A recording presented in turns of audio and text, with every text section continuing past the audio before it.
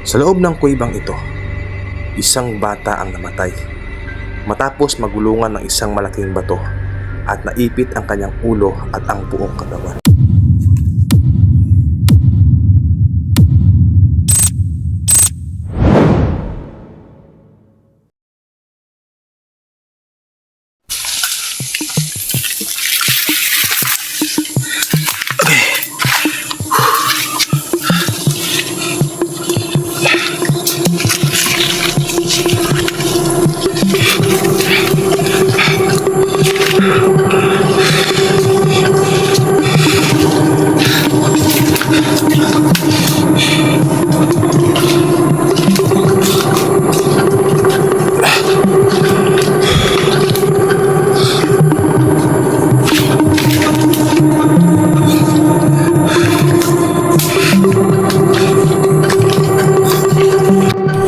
Hello mga kawild. Another day, another cave na ng pasok natin ngayon. At ngayong araw, nandito tayo sa cave number 8. Ito. Yan, cave number 8. At sa itong cave na napasukan ko sa mga nakaraan nating episode, ay ito yung pinakamaliit na entrance. Siya yung may pinakamaliit na entrance. At ngayon, tingnan natin kung ang cave na ito ay malapad sa loob. Baka kasi sa entrance lang maliit, hindi kaya ay maliit ito talaga. Tara, samahan niyo kami mga kawild. Let's go!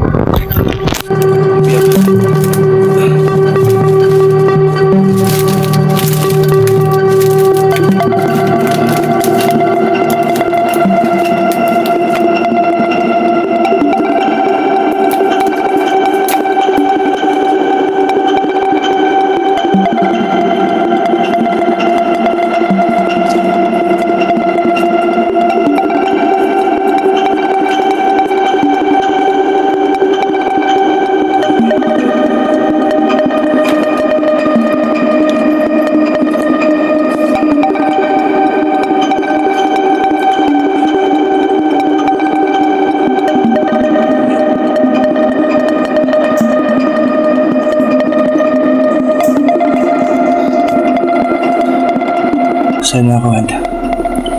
Baba na naman tayo sa mga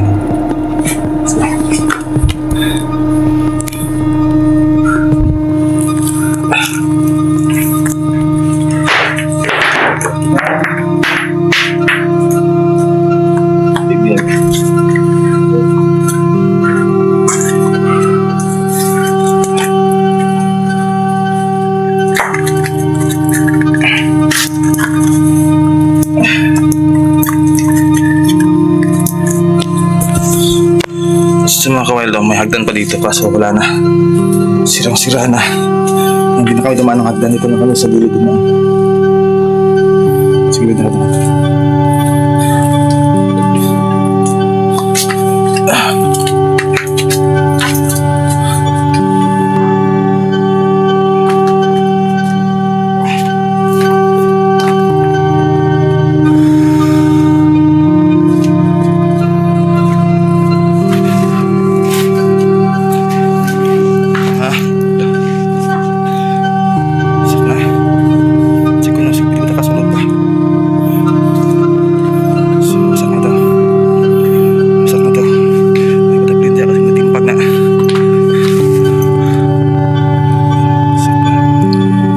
Pagdating namin sa pinakaloob ng kuweba, ay tinanong ko agad sa kasama ko kung saan ang tunnel na papasukin namin sana. Kaso lang, ito ang inabutan namin. Wasak at gumuho na pala ang loob ng kuweba. At ang tunnel na sasabi ng kasama ko na balak sana namin pasukin ay hindi na namin nakita dahil sa tapunan na ito ng mga malalaking bato at lupa. Bagur na ko na masakbot. At habang nakaupo kami sa gilid at nitingnan ang paligid, ay biglang naikwento sa akin ni Manong Bubol ang tungkol sa isang bata na binawian ng buhay sa loob ng kuwebang ito.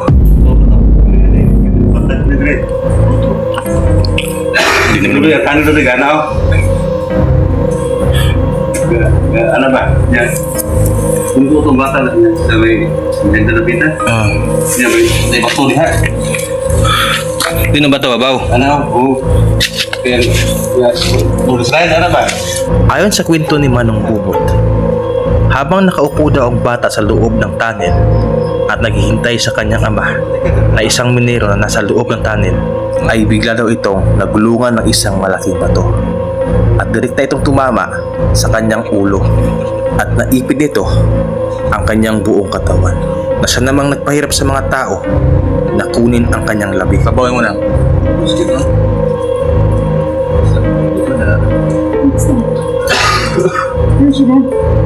Waknit na sabat na?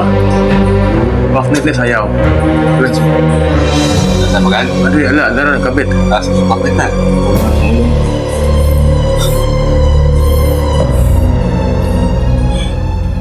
So yun mga ka-wild, ito si wala na kaming nabutan dito na sa loob kasi gumubo na. Kaya wala, lipat na ibang kuiba. Wala na. Gumubo na kasi part niya. At ang lahat ng silalim, kabuna na. Kaya wala na mga tunnel. At tingin ko, kuibang ito, isa din sa mga nabandulan na ng mga minero. Kaya wala, lipat tayo. Wala tayong ma-explore dito.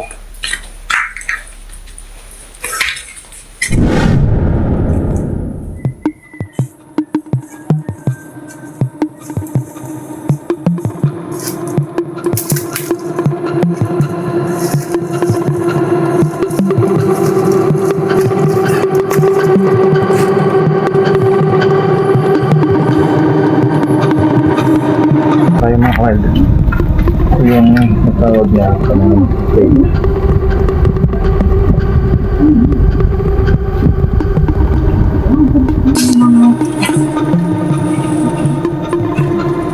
So, nakapipin na kami dito. Tam?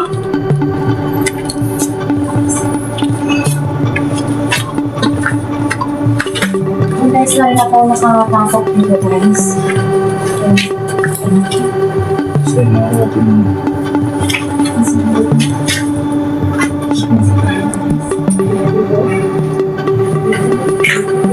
Mga kristal. Ayan, tignan natin yun.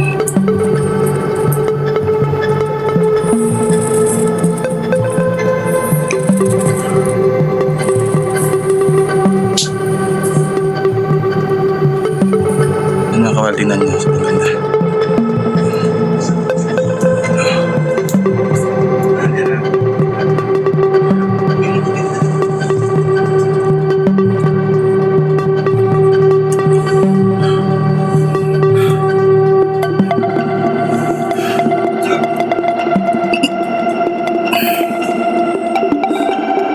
So mga kawal, pasok tayo dito sa first tunnel na puntahan natin.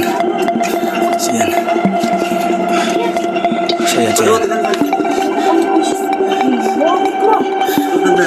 yan. Ayan guys, hindi makakyat. Tingnan nyo. Ayan. Ayan. Ikaw yung kasama ka nga? Enjoy ka ba't? So yan. Ayan. Pungko na rin. Tikan.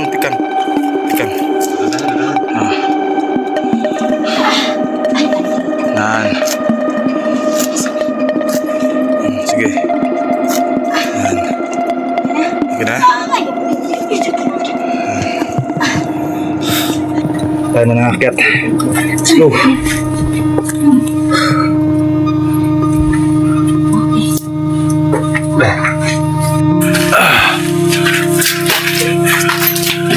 Pag pumasok ka ng kuweba mga kawal, ito yung maganda tingnan. Ito yung mga like this, yung mga kumikinang-kinang, yung ganyan. Isa yan sa mga nagpapaganda sa loob ng kuweba. Siguro ito ay natural na dahil sa tubig ulan na tubig na nagmumula sa taas at tumutulo dito. At siguro yung dahilan kaya may mga dito.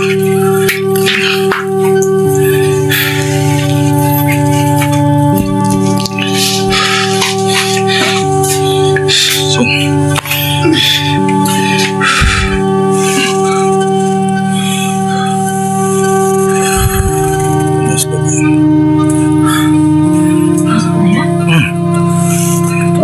yeah.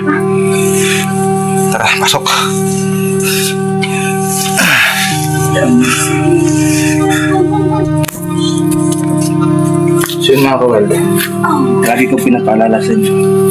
Na kapag gusto nyo pumasok ng kuweba at bago kayo sa lugar, ay siguraduhin nyo na may kasama kayong expert na mag-guide nyo sa daan para iwas na rin sa disgrasya at safe na lakad. Hindi ba tayo doon sa taas? Hindi naman ganun ka-intense kaso ano lang siya, medyo palusong, papunta sa ilalim. Siguro natin pasukin lahat. Kasi ba yun, mapakita ko sa inyo yun. Dito ba kumukuha ng poster? So, baba tayo ba Isa sa mga source of income ng pamilya. Ay, nag-voice over ko. Parang tagos na. Tapos na! Tagos na tayo. So, ayun mga kawal, nandito na tayo sa Pinakaloob pinakaloob ng tunnel. At ito, pakita ko sa inyo. Butas. Pero, dito tayo sa part na ito dadaan. Dahil may iba daw lagusan dito. Lapos bot? Ha? May lapos? Wala. Di ako tob. So yun. Ito tayo tumaan guys ha. Hindi ito agi dire oh. Biyag. Yes ha. Ay nang.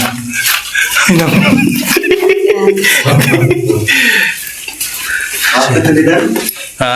After ka nila po So yun. Tuesday. Ano eh? Wala na. Ito na yung detail ng ng tunnel ng Kamangon Cave. Sayang, dito tumago sa kabilang river sana. Kung tumago siya, sabay na sana natin yun. Yan yung isang gawang tao yan ha. Walang makina yan. Tingnan niyo, Wala po. pulido.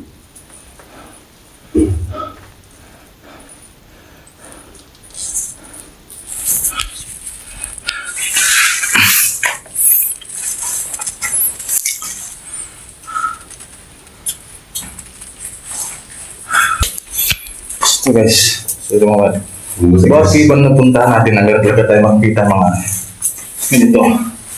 Yan. Mga nasisilbing haligi niya. Kapag ito, bumigay, siguradong gumugugo itong tunnel, pero ngayon, kita natin sobrang tibay. Grabe, gawang tao. Walang katanong makina. With equipment, ano dito, nakapasok dito. Ano lang talaga to. Buong tao lang. Dito tayo, nagbutas ito. Wala na. Ano naman? Dito yung